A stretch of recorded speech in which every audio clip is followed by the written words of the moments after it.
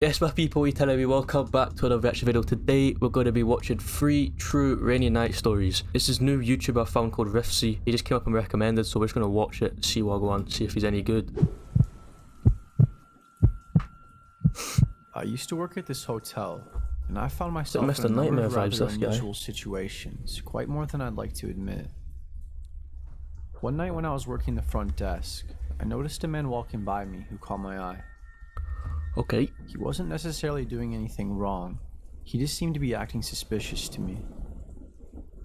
He walked past my desk probably about 5 times before I finally said something. Hey, excuse me sir, do you need help with something? I asked the man. He then turned and looked at me with a look of disgust on his face. One of these creepy dunnies. He quickly turned back away from me without saying a word and continued walking.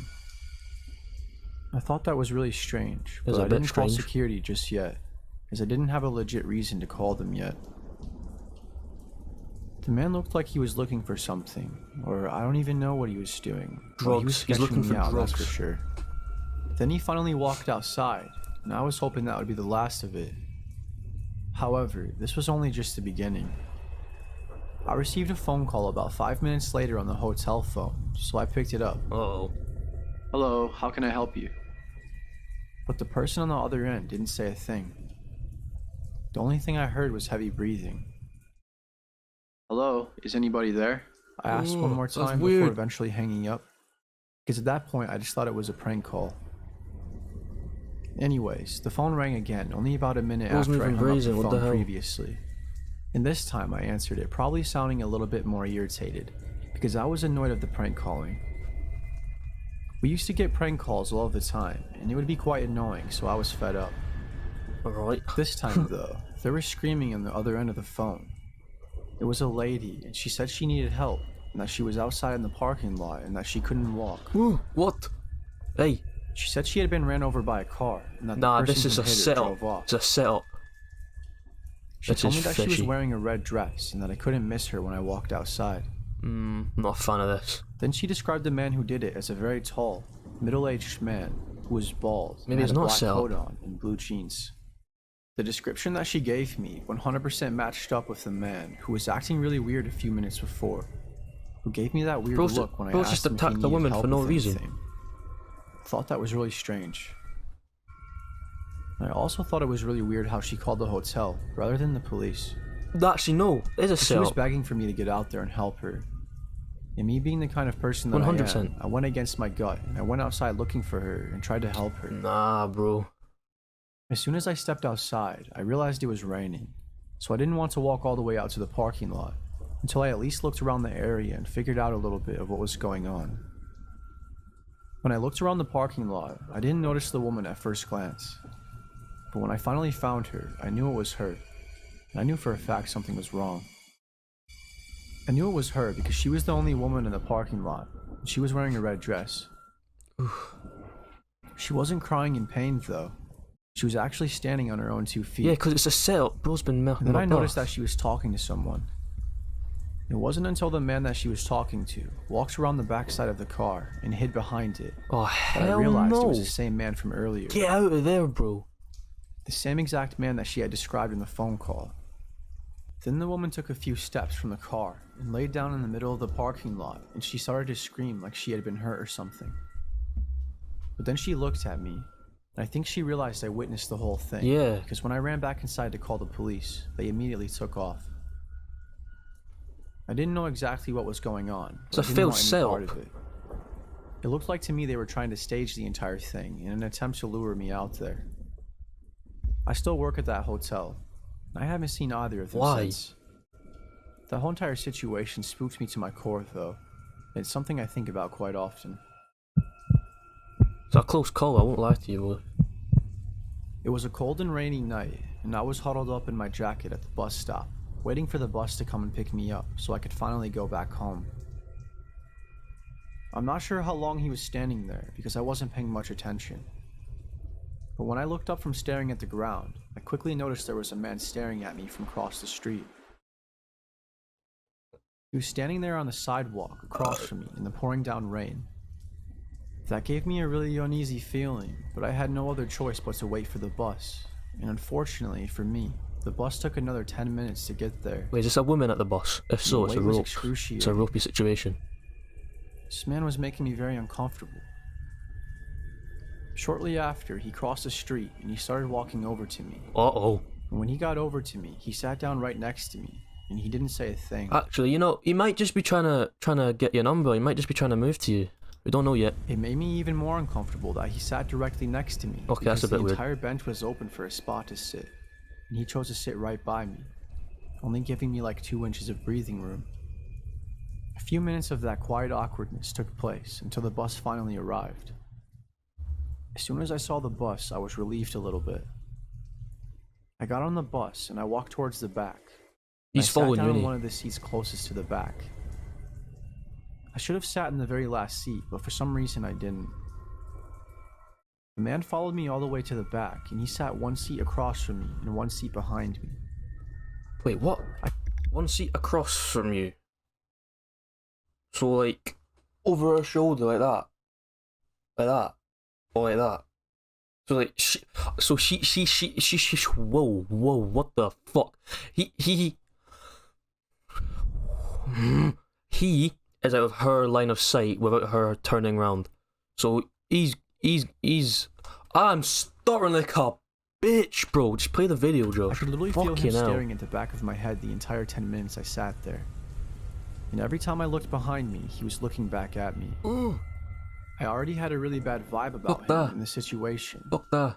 However, that feeling about tripled when I moved to the front of the bus at the next stop and he followed behind, sitting much closer to me this time. I knew I had to do something soon, and I was thinking on my feet, so the only thing I thought to do was to text my Welcome, mom and food let her know the farming in situation. Vermont. Now, Mel. I was going to be getting Okay. off at a different location rather than going home, Oh, because I didn't want the man knowing where we lived. smart girl, smart I girl. got off the bus at the next stop, which thankfully for me was in town, in a more populated area, so I felt like I would be much safer. When I got off the bus though, he got off with me.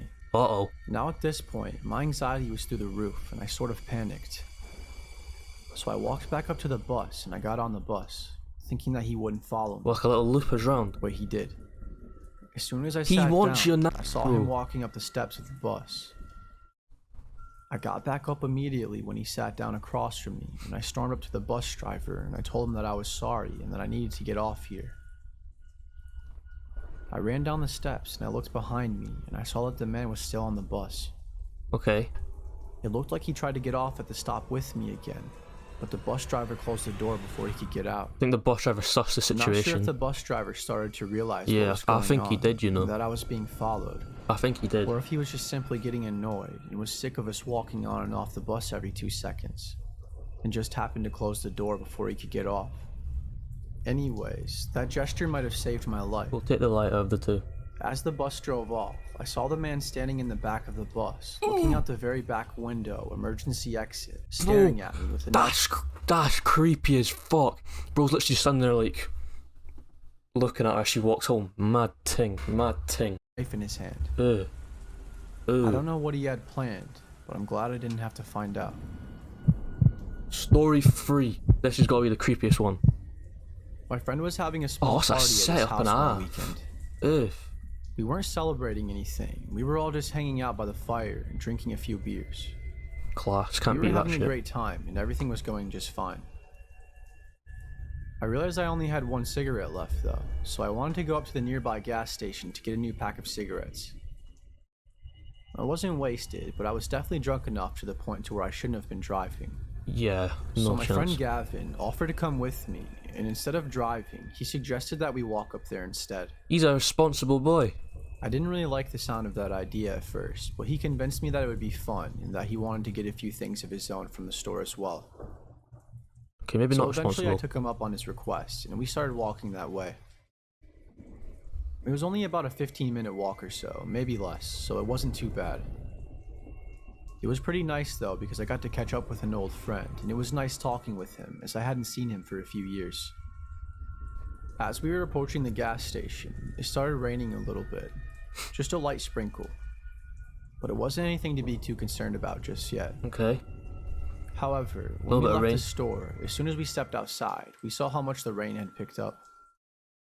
It was full on raining at that point, and we were screwed. We started running for a minute, but eventually we quit running as we were Nah. already completely soaked. Nah, and nah, we nah, probably nah. You couldn't have- don't run. If it's pissing it down the rain, you do not run because it impairs your vision. It fucks it.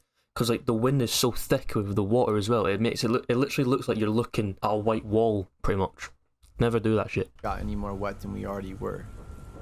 And we weren't in the best of shape, let me just put it that way. But you smoke all the time. Then we noticed that somebody was behind us and that they had been following us since we left the gas Well, that's station. not good. He was quite a ways behind us, but it was kind of creepy. I thought we were just overthinking it first until I looked back at him the last time, and he was standing directly under a streetlight staring at us with a dagger in his hand. Ooh, that's weird. Ooh. Gavin and I both looked at him for about 10 seconds in disbelief about what was going on. Then all of a sudden, the man started I recognise this image. I swear I recognise this image. I'm sure I do. running after us, and we picked up our speed a little bit. But when he got closer, we started to full-on sprint away from him. In a desperate panic to get away, we both scattered in different directions. Oh, you bellends. Although that wasn't ideal to split up, it just sort of happened. Like, you've both been drinking and you're both unfit as fuck. You've sprinted off different ways in the dark and it's raining. You are a bunch of melons. Of course, the man Idiots. started chasing me instead of Gavin. I ran into the woods nearby, and I was gaining distance on the man until I tripped over a branch and Oh, twisted you my idiot. ankle, and I fell straight to the ground. Meanwhile, I was trying to hold my breath, even though I was in an enormous amount of pain, as I was trying not to give up my location to the man. Then I saw a flashlight poking through the woods. Uh-oh. I managed to crawl my way to a Those tree whipped out the for torch. cover and to hide. Luckily, the tree I was hiding behind was rather big, and I just Yeah, so boy. happened to be wearing a black sweatshirt and dark blue sweatpants because I feel like he would have found me had I not been so lucky and been wearing all dark clothing. Okay. It was late at night, which meant it was dark, and with us being in the woods, it was even darker, which really helped me get away from this man. I heard him getting closer and closer until finally he was probably no more than 4 or 5 feet from the tree I was hiding behind. Fuck that. Bro, imagine you're just hiding from someone and you hear the of the leaves and he's literally nose length away from you. Fuck that. Then he stopped moving. He moved the flashlight all around looking for me. After about a solid 60 seconds of that, he gave up and ran away. I sat there for about 2 or 3 minutes until I was sure I could leave without being heard. Then I received a phone call from Gavin. It was so loud and I answered it as quickly as possible in hopes that the man didn't hear it and would come back for me. Luckily he didn't hear it though. Gavin and I met back up on the street a bit further down, past the house Link we were up, partying at, boys. and we ran back to the house. We told everyone what happened, and at first they didn't believe us, Of course not. but after a second they realized we were being serious. Our friend Matthew, who was hosting the party, took us inside and gave us some dry clothes and a towel. And we stayed inside and sobered up until we were good enough to drive home. And I can't help but wonder what the hell would have happened had the man found me in the woods that night while I was laying down in the most vulnerable position. He would have absolutely dominated you. You would have had absolutely no chance, my friend. Anyway, if you enjoyed the video, make sure to like, comment and subscribe to the channel. Check out the main channel too, and check in the description for the Discord. Join that and you can come. Also check out the Twitch. I'm actually streaming right now. It's my first time ever streaming. I'm on my ones, but we'll build up the views. We'll build up the views and we'll build a great community. Vamos.